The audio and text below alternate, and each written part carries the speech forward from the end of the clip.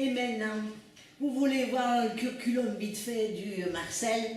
Mais Marcel Marcon, dit le slou. Alors il donnait ça quand il cherchait du travail après son licenciement, là. Mais c'est que il priait le bon Dieu pour pas en trouver, en fait. Ah ouais? Attends, laisse-moi prendre mes lunettes.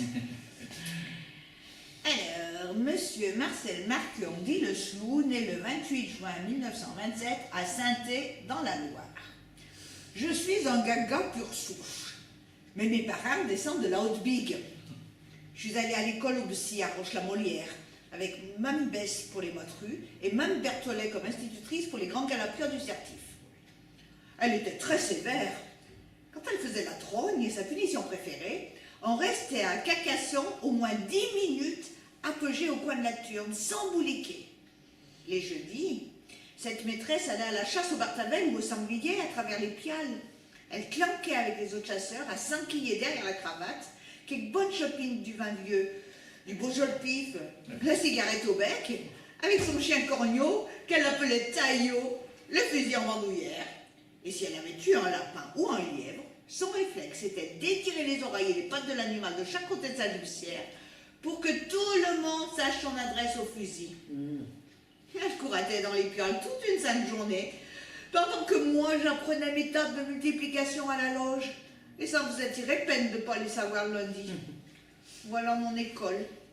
Vous voyez, j'ai pas fait beaucoup d'études, j'ai passé le certif 2 fois, et je l'ai décroché à la 2e. Et à la loge, hein, on a fait la pampille quand je suis arrivée avec mon diplôme à la main. Hein. Le paternel s'est tapé un bon canon de côte d'oreille derrière la cravate.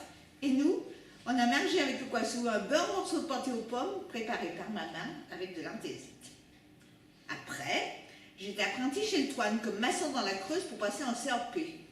Je me suis échinée pendant 3 ans à m'appliquer à remettre de traviole et en bisangouin les écoins de coffrage pour pas que le bébé pousse des beurres n'en plus finir toute une sainte journée. Ah oui. Il me souriait.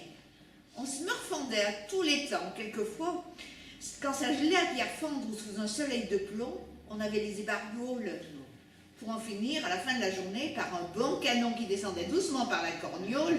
Quelquefois, il s'assipait car ça lui passait par le trou de la prière. Moi, c'était le meilleur moment avant de rentrer à la loge. Et voilà. Je vous propose mes services pour un petit boulot pas dur et avec beaucoup de yor.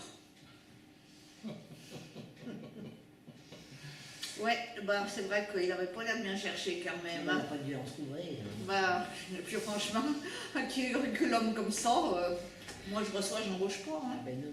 Non, ouais. Non, toi non plus.